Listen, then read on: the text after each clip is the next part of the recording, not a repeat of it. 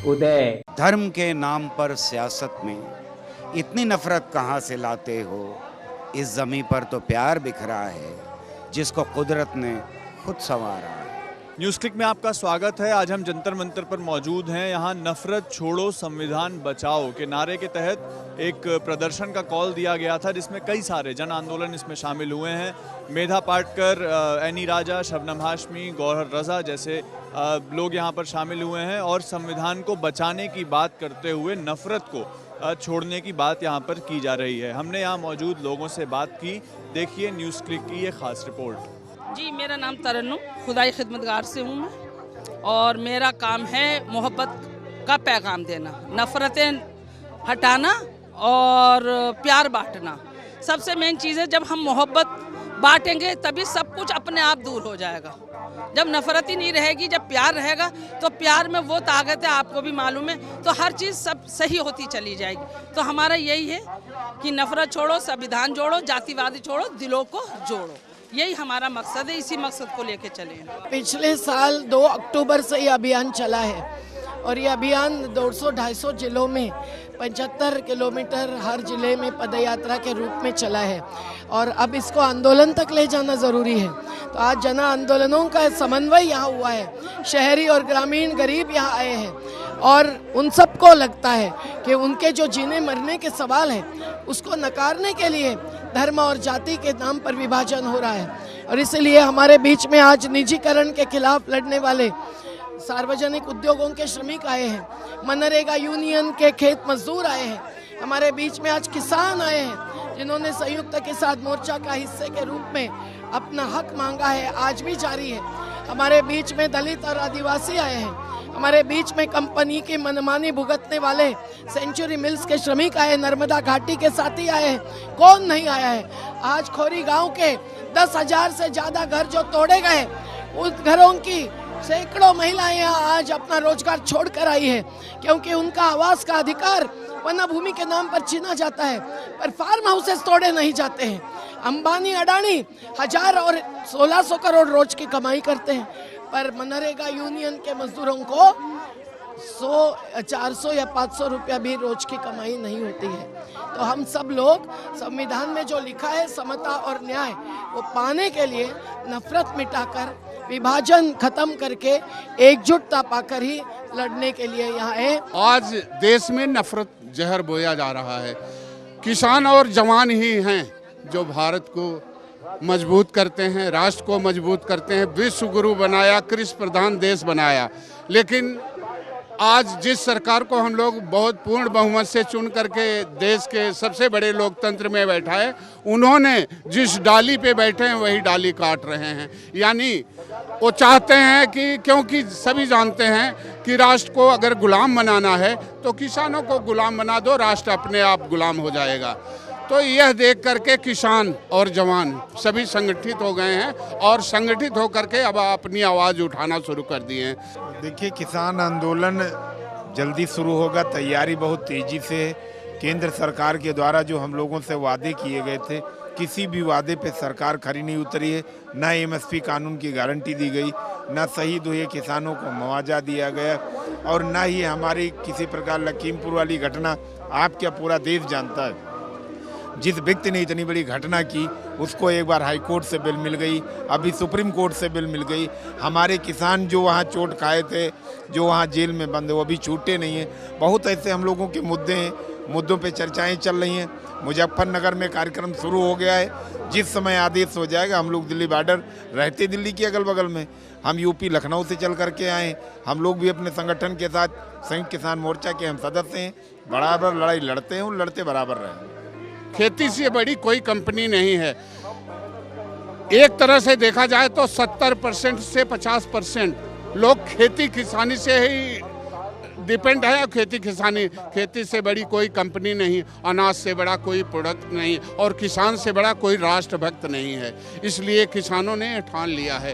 ये जो नफरत छोड़ो संविधान बचाओ यात्रा है, ये 250 जगहों से पूरे देश भर में 250 जगह निकाली गई है। और मैं एमपी से हूँ, और एमपी में हमने भी रामू भाई के संयोजक में पदयात्रा 100 किलोमीटर की निकाली। कॉल 75 तक का था, हमने 100 किलोमीटर निकाली। लगभग 60 से 70 गांव में पहुंचे और प्रयास किया कि आपसी सद्भावना बढ़े। और वहां पर एक लोकल इशू है जेरा मध्यम सिंचाई परियोजना, उसमें हमने RTI के माध्यम से निकाला। उसमें मालूम पड़ा हमको कि आदिवासी मध्य से पैसा आया है और उसके बाद आदिवासियों की ज़मीनें वहाँ पे डुबोई जा रही हैं और इधर आगे जो आदिवासी हैं उनको उसका पानी का लाभ नहीं दिया जा रहा है। इस तरीके से लोकतंत्र खतरे में है। देश में बीजेपी ने जो नफरत फैलाया है, ये नफरत से लोगों को मुक्त करना है। इसीलिए इंडिया का जितना संघर्ष वाला जो संगठन है सबको इकट्ठा करने के लिए ये रैली है। दूसरा है कि हम लोग का कॉन्स्टिट्यूशन अभी खतरा में है।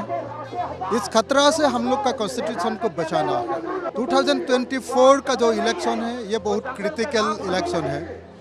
लगता है कि हम लोग का जितना डेमोक्रेटिक जितना हिस्ट्री है, इस हिस्ट्री में सबसे क्रिटिकल इलेक्शन 2024 का इलेक्शन ही होगा।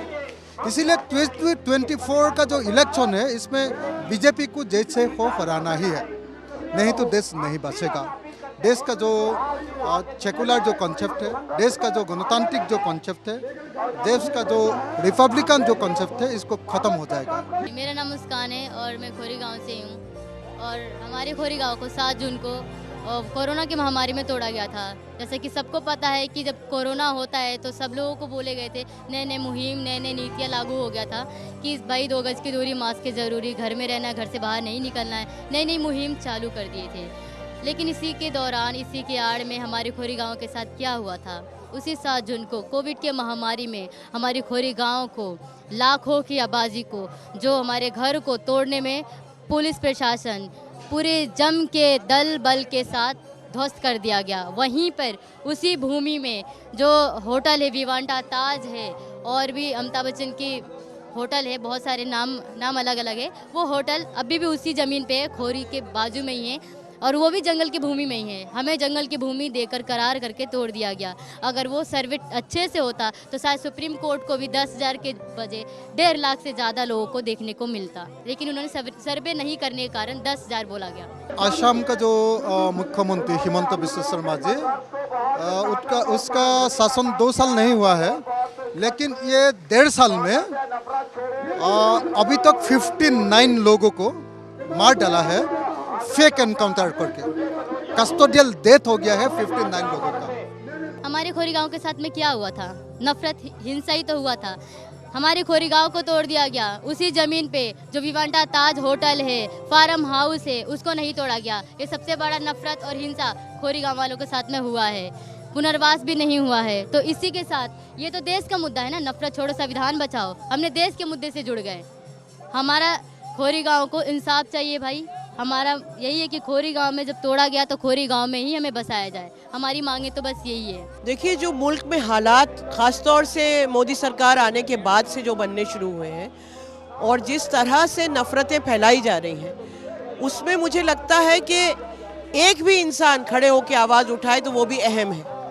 और ख़ास तौर से अलग अलग संस्थाओं का, संगठनों का इकट्ठा आना और आवाज़ उठाना, और अलग अलग सिर्फ ये नहीं कि सामाजिक संगठन बल्कि पॉलिटिकल पार्टीज़ का भी इस चीज़ पे आवाज़ उठाना बहुत ज़रूरी है। क्योंकि कोई भी चीज़ एक दिन में नहीं बदलती, एक लंबी प्रक्रिया होती है।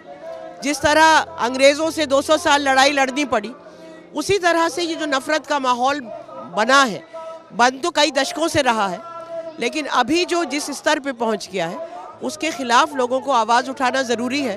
क्योंकि अगर हमें संविधान बचाना है, अगर लोकतंत्र बचाना है, अगर इस मुल्क को बचाना है, तो इन ख़ास तौर से नफ़रत के ख़िलाफ़ आवाज़ें उठानी पड़ेंगी और कोशिशें करनी पड़ेंगी कि हम लोगों को एकजुट कर सकें, इकट्ठा ला सकें। देखिए, आज पूरे देश में हम देख रहे हैं किस तरीके की राजनीति चल रही है। लोगों को बांटा जा रहा है जाति के नाम पर, धर्म के नाम पर, और नफ़रतें फैलाई जा रही हैं। वही राजनीति, एक नफ़रत की राजनीति चल रही है। जो मौलिक अधिकारों की बात है, संवैधानिक अधिकारों की बात है, संविधान का जो ढांचा है उसके ऊपर हम देख रहे हैं कि प्रहार है लगातार। तो ये जो पूरा का पूरा जो कैंपेन चला है, मुहिम चला है, उसका उद्देश्य यही है कि पूरे देश में 75 किलोमीटर की यात्राएं रही हैं हर डिस्ट्रिक्ट में, राज्यों के अंदर, और लोग आज यहाँ 30 जनवरी को दिल्ली में पहुँचे हैं जंतर मंतर पे, ये एक संदेश लेकर के नफरत को हम छोड़ेंगे, हम उसके बहिष्कार करते हैं नफरत की राजनीति का, और जो हमारा संविधान है और हमारे जो संवैधानिक अधिकार हैं उनको हम सुरक्षा के लिए यहाँ पर आज जुड़े हैं। नफरतें बस सियासतों में हैं, हर सियासत के ऐसे पहलू को दिल से अपने निकालना होगा। अमन के आशिकी के पैकर में हर सियासत को ढालना होगा। अमन के आशिकी के पैकर में हर सियासत को ढालना होगा।